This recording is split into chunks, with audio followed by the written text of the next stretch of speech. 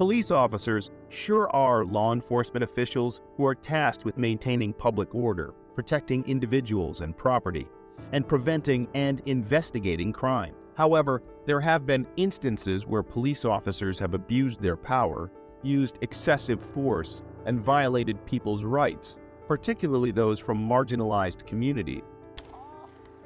Somebody help me.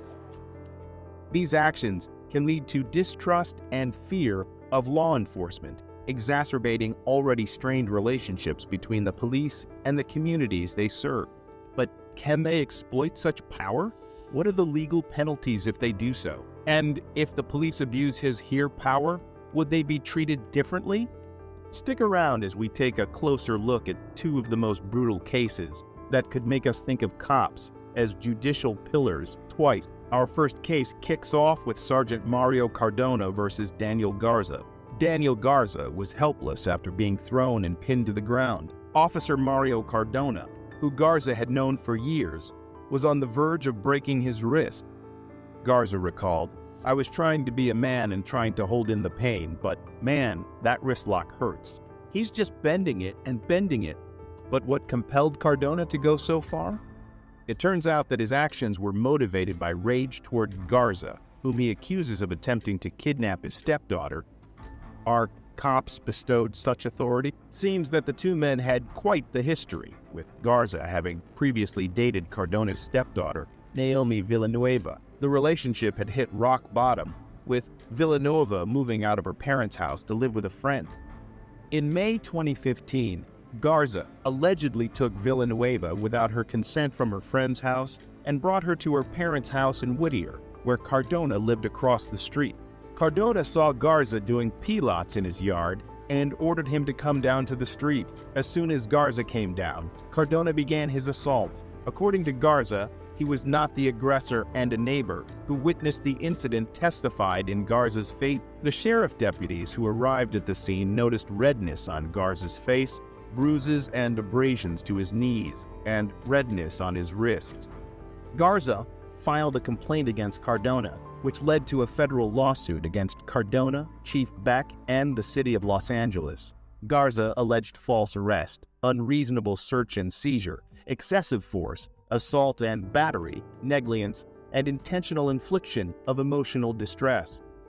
A video of the incident filmed by one of Garza's neighbors was also presented at the trial. They had made up a story of what had happened to make him look like a hero and me look like a criminal, says Daniel Garza. The U.S. District Judge Stephen V. Wilson presided over the hearing where the former deputy city attorney, Michael Amarian, spoke in defense of the city. The jury found Cardona to be acting with malice as an off-duty officer, and on June 26, 2017, they ordered him to pay Garza $210,000 in damages. On top of that, the court added another $664,000 in attorney's fees and $26,000 for post-trial costs. The City of Law refused to take responsibility for Cardona's actions, and even refused to indemnify the officer, forcing him to pay for the charges out of his pocket. Jim DeSimone, Garza's attorney, claims, "This is the problem with the left. This is why people are out on the street." The case is a clear example of police officers using excessive force against individuals and getting away with it. In this case, however, Garza was able to stand up to the authorities who violated his rights, and he was able to win his lawsuit against Cardona. The jury's decision to find Cardona guilty of acting with malice sends a strong message that law enforcement officers cannot get away with using excessive force against citizens. It is worth noting that this case also highlights the importance of civilians being aware of their rights and standing up to law enforcement officers when they feel their rights have been violated. Garza's decision to file a complaint and a lawsuit against Cardona shows that individuals can take action against police brutality and excessive force. As more and more people become aware of their rights and are willing to take action, law enforcement officers will be held accountable for their actions, and if you sue a cop in LAA for excessive force, you are in for a wild ride. However, Garza's decision to stand up to Cardona and the authorities who violated his rights resulted in a victory for him. sending a strong message that law enforcement officers cannot get away with using excessive force against citizens. The case of Harold Hill is just a perfect example of how our justice system can go wrong. From a gruesome rape and murder to a wrongful conviction, this case definitely ticks all the boxes. So, what underwent? First off, we have the detectives who were assigned to the case, Kenneth Bordeaux and John Halloran, the so-called beacons of justice. They were the ones who got the confession out of Peter Williams, who was later found to be in jail at the time of the crime. So, how did they churn out a false confession of someone who wasn't even there? Hill's confession is also questionable, as he claims that he was physically and mentally abused until he confessed to crimes he didn't commit. Is this the kind of behavior we expect from our law enforcement officers? Moving on to the trial itself. Hill was only 16 years old when the crime was committed, but was tried as an adult at the age of 31. This is an interesting move from the prosecution, considering that neither of the defendants had a criminal record prior to the incident. The jury found Hill and Young guilty of murder, and they were sentenced to life without parole. But 13 long years later, DNA tests revealed that the hair found at the crime scene and the cellular materials under Kathy Morgan's fingernails didn't match either of the defendants. Think of the agony Hill went through for something he didn't do. What made Hill hold on to his life is still astonishing. Despite this evidence, the prosecutors disputed the findings, suggesting that the hairs were unrelated to the crime and that the cellular material could have come from sweat or drool left over by the recovery team. It's shocking that the prosecutors were so stubborn, even in the face of such clear evidence. Harold and Young were eventually released from prison, but tragedy struck when Young was killed in a hit-and-run incident. Hill, however, filed a complaint against the city of Chicago, the police, and the two detectives involved in the case, accusing them of forcing a confession and violating his civil rights. The case was settled for $1.25 million, with Hill receiving $500,000 and the rest going to attorney's fees. It's surprising that the detectives were only asked to pay a measly $7,500 each for their part in this whole debacle. Do you think that is bad? Wait till you hear this. It's also worth noting that Hill was later convicted again for an unrelated armed robbery charge and is currently serving 27 years in prison. But despite this, it's clear that the justice system failed Harold Hill in the past.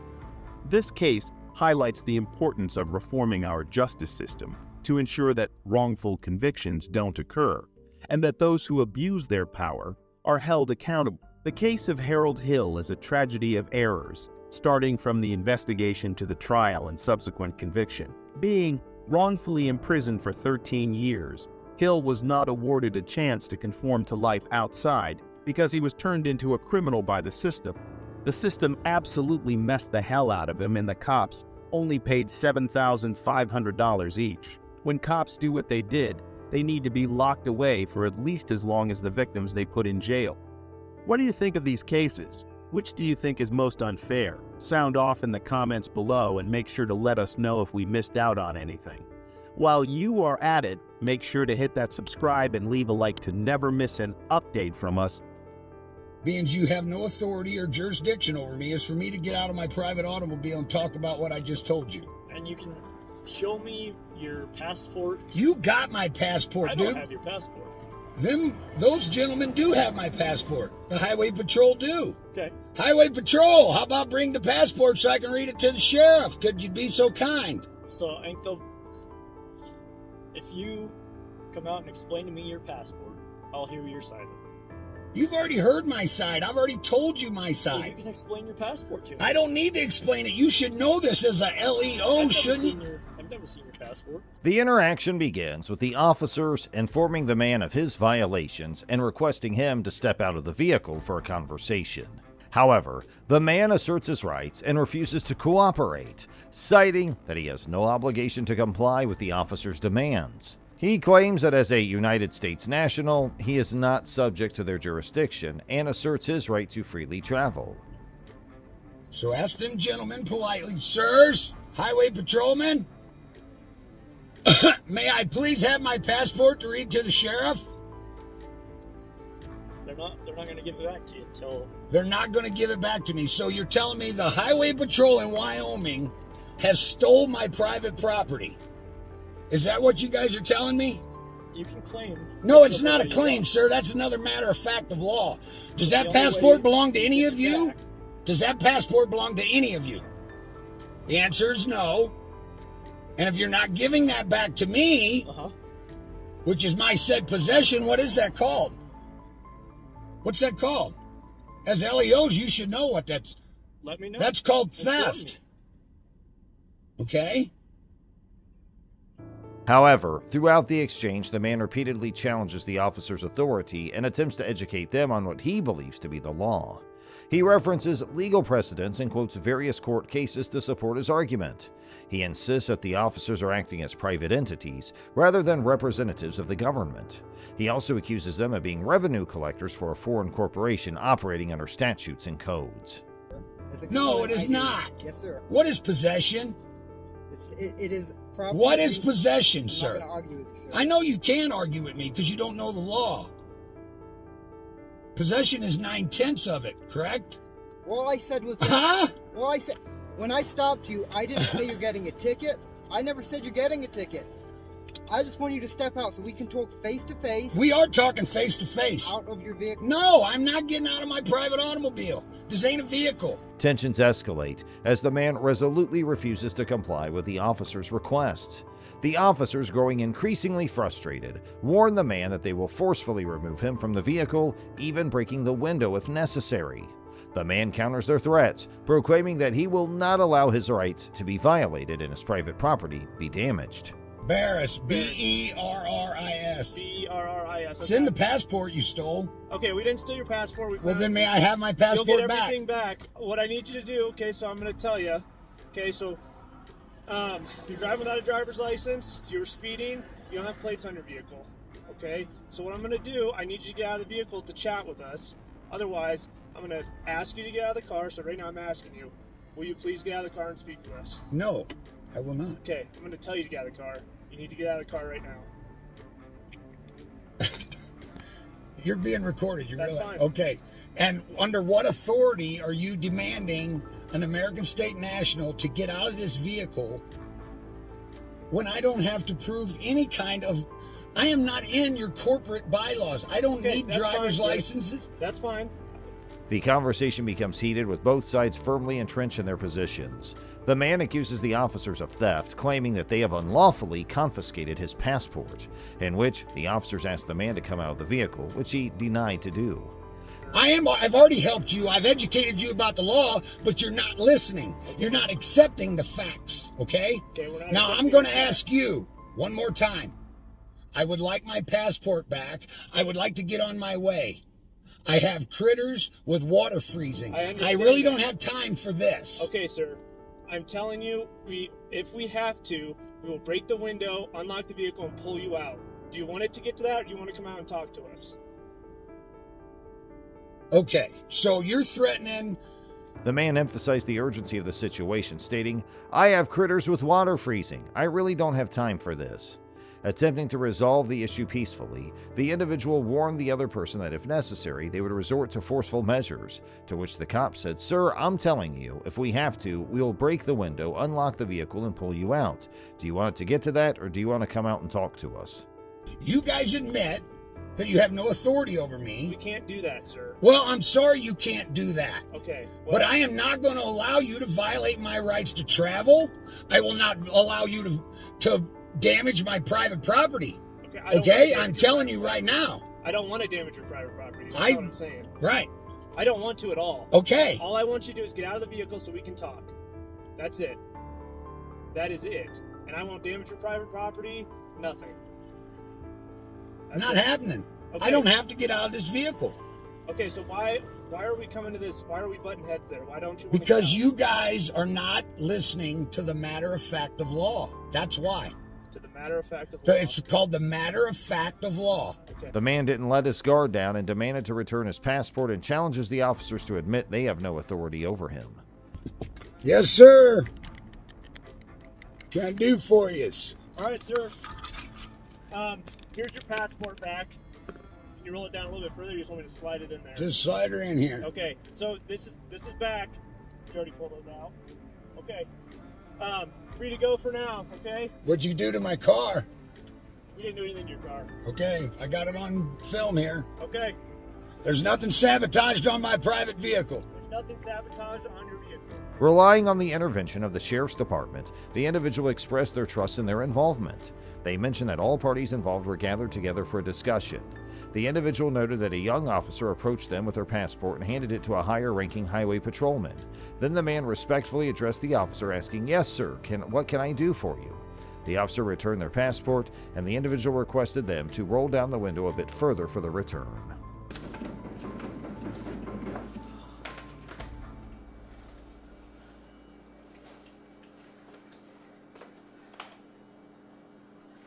A situation of mounting tension played out outside a residence, heightening into a sharp exchange between a woman and a team of police officers who were in pursuit of an individual named Christopher Ruff. I need to speak with him about an incident. Do you have a phone number for him or anything? I do not. You do not? Do you mind if I grab your information? Just say I talked to you and that you said he wasn't home? No, for what reason? What is this about? It's an incident that he was involved in. I need to interview him about. Okay, what incident? The woman, taken aback by their sudden appearance and intrusive actions, asserted that Christopher wasn't present. Despite not knowing his whereabouts, she declined to provide any further information, growing increasingly uncomfortable with the officers' relentless inquiries and the insinuations their presence brought. I don't need to answer that question. What? I don't need to answer that question. Do you answer any questions? Nope. No? Okay, then thank you. Have a good rest of your day. Thank you, you too. Is there a reason you're walking around my car right now? There's Yeah, 1, we're 2, talking 3, to 4, you. Have a 5, good day. 6 Thank of you. you surrounding my fucking car. Why are you here?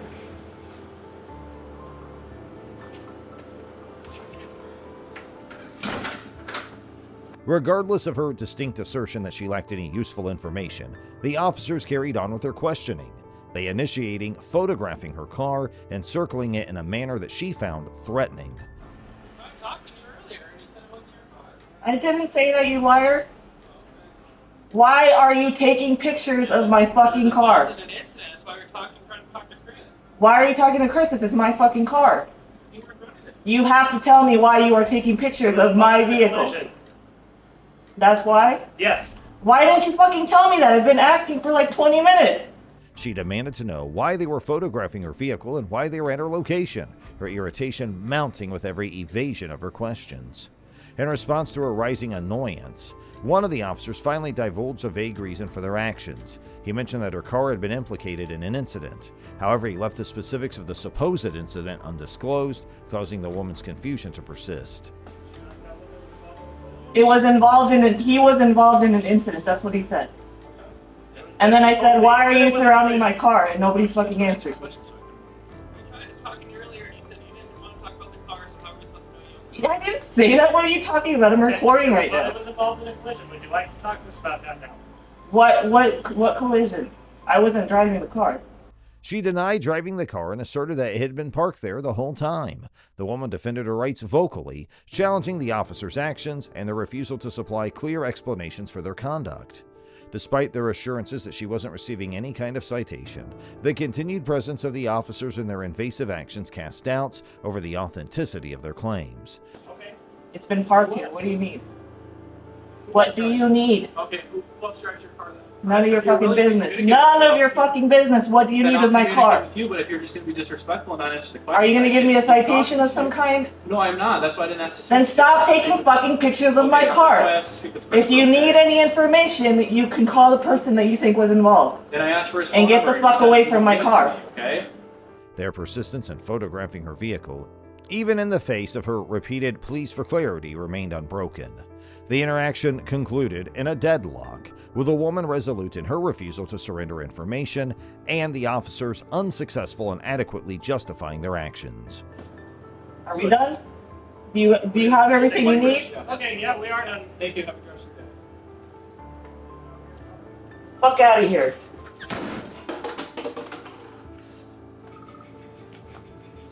A routine police inquiry had escalated into a tense standoff, leaving a trail of unanswered questions and a residual sense of discomfort.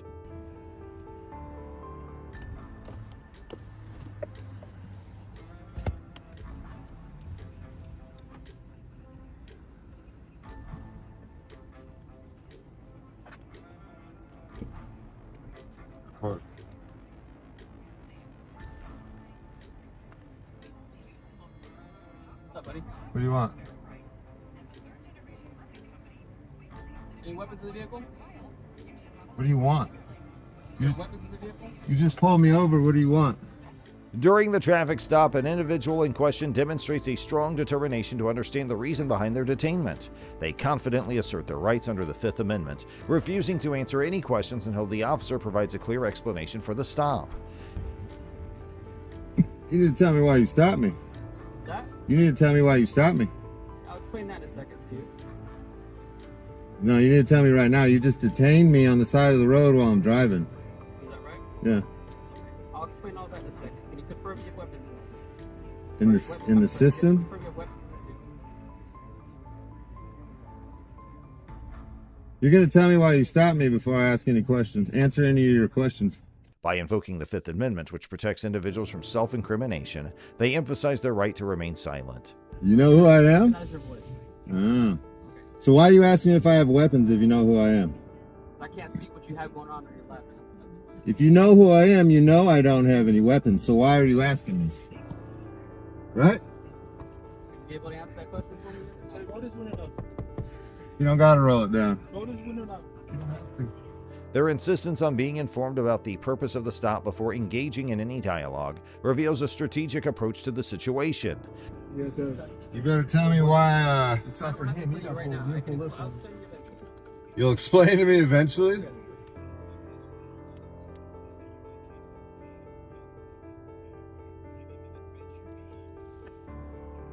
I want to know why I'm stopped.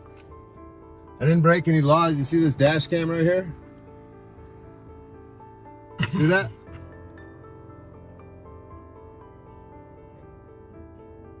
They emphasize the importance of the officer's obligation to state the reason for the stop, seeking transparency and accountability from law enforcement. I did? I did? I'm driving the vehicle. I did that? Can you confirm there's weapons in the vehicle? Hey, you guys, I got a dash cam right there that will show all of this. This is excellent. Share this around. This moron knows who I am and he's asking me if I got weapons in the car. By prioritizing their right to know why they were stopped, the individual establishes a foundation for challenging the legality and validity of the encounter. I don't have to answer questions. You know what the Fifth Amendment is?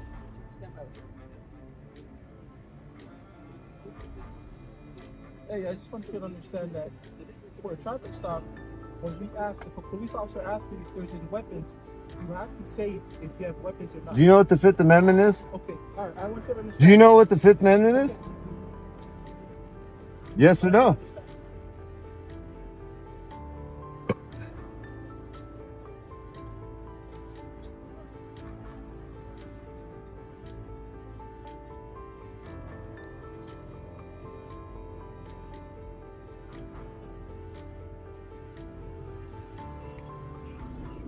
Hit the like button, you guys. Share this.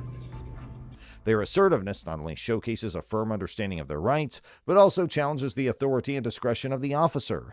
By putting the burden of explanation on the officer, they aim to ensure that the stop is based on legitimate grounds rather than arbitrary or discriminatory motives. This interaction exemplifies a proactive approach to asserting one's rights during police encounters, highlighting the significance of accountability, transparency, and adherence to proper procedures in law enforcement. A police officer was fired for apologizing to an Army sergeant. The incident escalated in a nearby cafe when the officer and sergeant argued over a misunderstanding. As tensions rose, the cop recognized his error and apologized.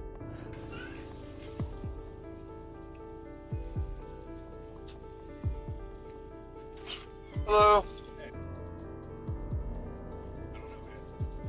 You know who that is? No. Who's your girlfriend or your baby mama? Lady right here. First of all, that's my wife. Okay. Okay. Who are y'all looking for? The apology was his downfall, as the cops cited a policy violation for expressing weakness. The officer's termination has divided the community, with some applauding his openness to accept mistakes and others arguing that the department must maintain discipline. The event illustrates the delicate balance between law enforcement responsibility and expectations. Investigate. Right there. 9 years, U.S. Army. Now, what's the problem? Okay. What's your first name? I don't have to identify myself to you, do I? Am I under investigation? You want to tell me what's going on? Can you confirm the address? No, she can't come out there. Y'all need to tell me what's going on. This is my house. Don't. Copy. They're advising that this is not the right address. Alright, ma'am, ma'am? Y'all violating my rights right now. Actually, we're not, dude. Yes, you are, because No, you're we're not not. telling me who that is. I said it to you. Listen to me, dude. We're not violating your rights. You are. How? Because Which right? Which civil right are we violating? Why are you raising your We're voice? not violating Why is he raising anything, his voice? okay? Why is he raising So his we voice? are here on Are you a threatening welfare me? check. An urgent call from the local medical center about a poisoning incident disturbed the solemn atmosphere at the police department on May 10th, 2020. The officers rushed to the scene, their expressions furrowed with concern. The medical institution received a frightened patient with symptoms of purposeful poisoning. The detectives and medical professionals methodically gathered evidence to solve the case. They remained concentrated as the situation grew severe, reflecting their dedication to finding the truth. The tragedy highlighted the community's issues and law enforcement's vital role in protecting the people of the city. What's his problem? Okay. Nah, I need your badge numbers. I'm sorry. That's fine. I'll give you my badge number. But so the reason we're here is to Now make you're sure telling me the somebody reason is after you told me to okay. eat it. Sir. So you told me to eat it, right? Marler? I messed up. I apologize. Now that you on film, you messed up. So you you haven't violated any of my rights. The first thing you said to me coming here was, is that my baby mama or my girlfriend? Sir, Then he started we raising his recalled voice the at call me. from North Bay. Pause. I need your name and your badge number. Officer Conma, 107. Thank you. I need your name and your badge Officer number. Marler, 102. And she's at my window. I told you not to go to my window. Close the blinds. Do you have a 14-year-old son? Close the blinds. Hold on, sir. Close the blinds. Sir, do you have a 14-year-old son? Close the blinds.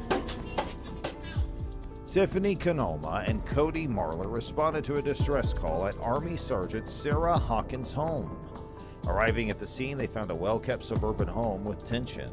Alarming neighbors reported loud noises and conversations. As they neared the front door, they glanced around, mentally preparing for anything.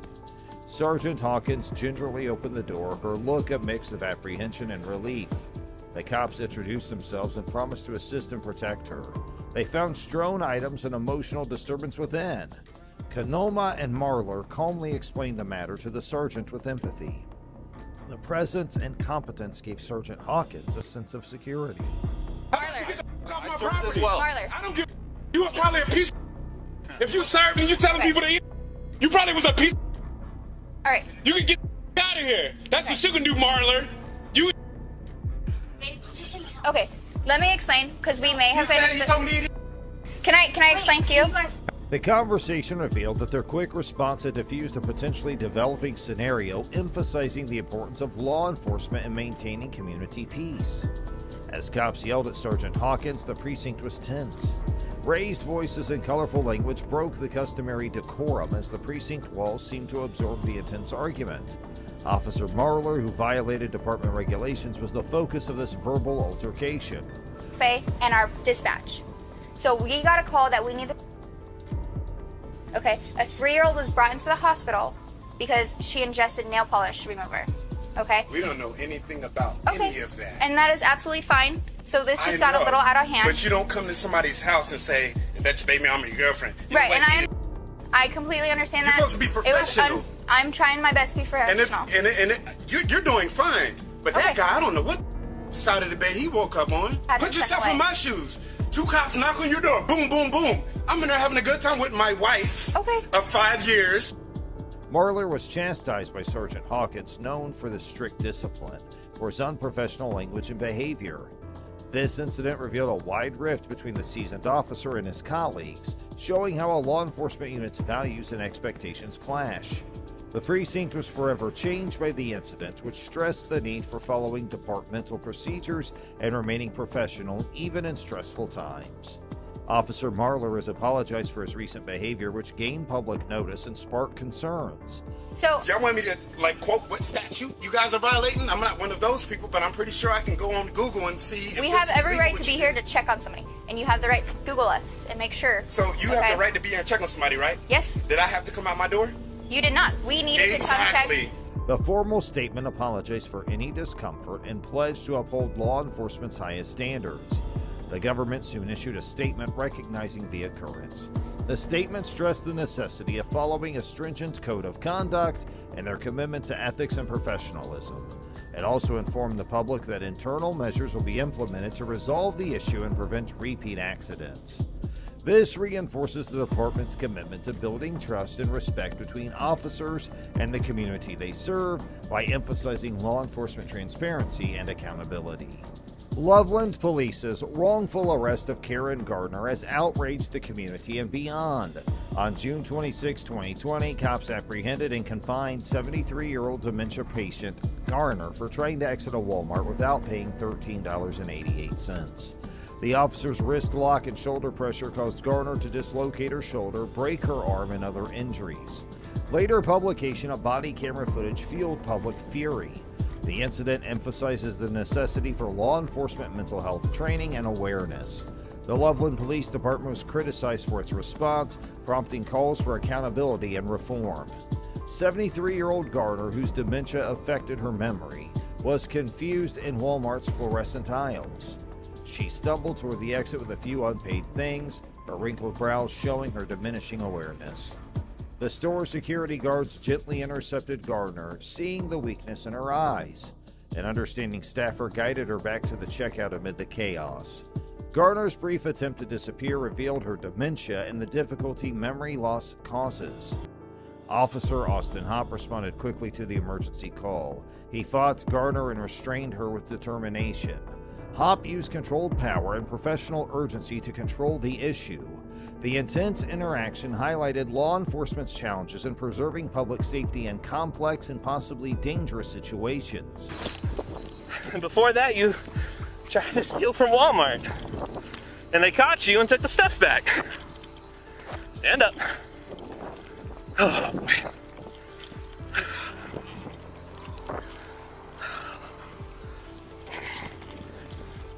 I'm not going. Why are you fighting with me? And why are you trying to slip the cuffs off? I'm going home.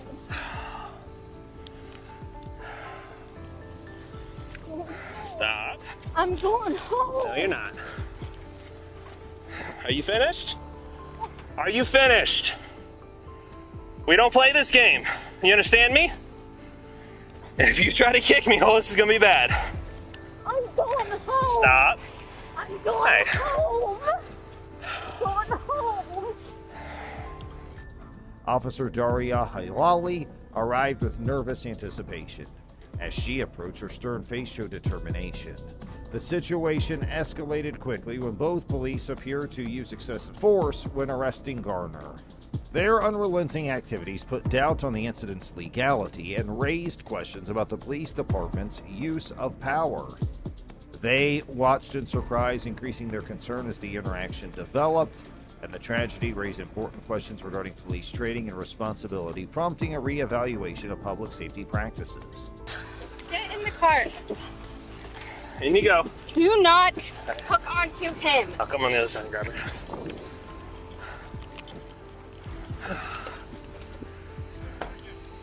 What's that? Where's your sergeant? Who's my sergeant? Yeah. Okay, well, first, I can tell you that. Sergeant Metzler, he's at the police department. You can go talk to him if you have an issue. Yeah, give me your car so I can put a report. Okay. I see you there, how you throw the little kid. Little kid? Well, I don't know. He's not if a little kid. kid. And this he is what happened. He was just walking, and I see you how She you just grab him. Stole from Walmart. Officers ignored mental health regulations when treating Gardner. Their unwillingness to recognize Gardner's condition violated vital policies protecting vulnerable people. A regretful and avoidable escalation occurred due to her mental illness being ignored. Law enforcement might have avoided this tragedy with better training and mental health knowledge, underscoring the need for better awareness and protocol when dealing with mentally ill people. After the disturbing occurrence, Loveland settled with Gardner for $3 million. The whole situation, that's the thing. Yeah, you know, but it's like... But knowing the situation, do you feel differently now? Oh, yeah. But That's you know, it. like seeing it from there, that guy just walking. Yeah, I get you that. know? I get that. So when I went to go grab her and talk to her, she started running, leaving. pulling away from me, trying to fight me. Well, that's the thing. I didn't see it running, you know. Exactly. So before you go to a snap judgment, you gotta get all the facts. But right here, she wasn't running. I get that. I see her walking right there. You pull over. I gotta deal with this. You hang tight, okay? Get your feet in the car. The city's decision shows its commitment to restitution. The settlement honors Garner's experience and takes accountability and justice forward. This shows the power of fairness and transparency in difficult situations. The agreement stresses the city's commitment to healing and progress by making the neighborhood safer and more inclusive. ATF agent James Burke's arrest shocked law enforcement. The episode, which was quite intense, involved corruption and power abuse. The agency's reputation was tarnished by the arrest. Once admired, Burke now confronts legal challenges and public criticism. The incident emphasizes the necessity for law enforcement accountability and transparency to reestablish public trust.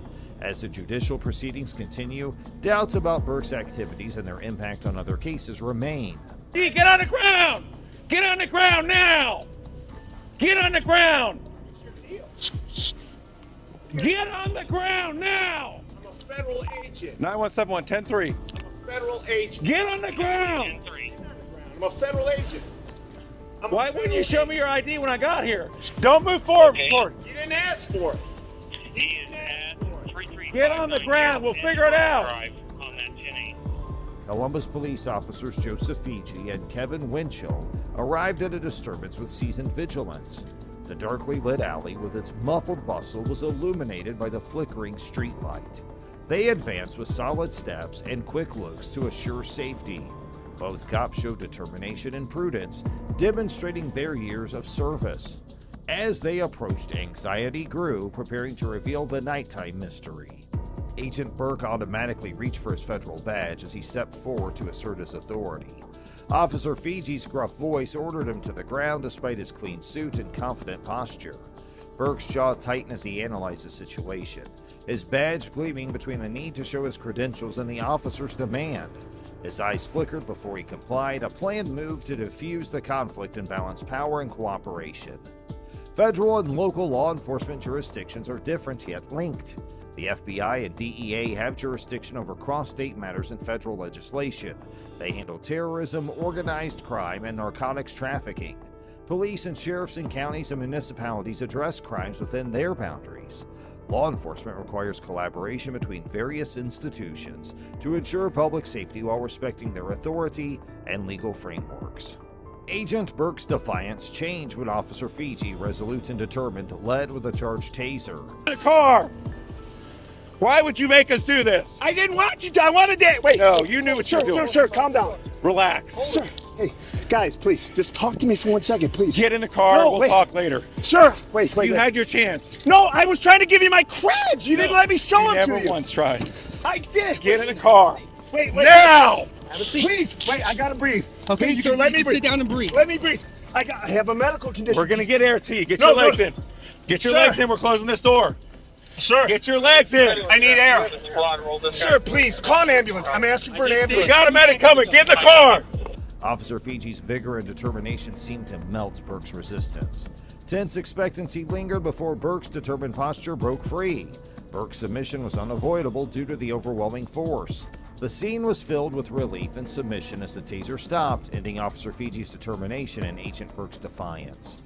Agent Burke reportedly conducted a firearm follow-up at the scene. The Bureau of Alcohol, Tobacco, Weapons, and Explosives, or the ATF, enforced federal weapons, explosives, arson, and alcohol and tobacco trafficking statutes in this case.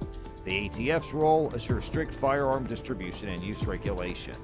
As the operation proceeds, Agent Burke's involvement and the ATF's goals will become clearer, revealing their efforts to protect public safety and federal regulations. The complainant's unwillingness to open the door reflected their Fourth Amendment attitude. They refused the authorities' admission request, citing the Constitution's ban on unreasonable searches. This principled approach highlighted the fragile balance between individual liberty and police enforcement. As anxiety rose, the scene captured the spirit of the Fourth Amendment, demonstrating the importance of private rights in a security-conscious culture.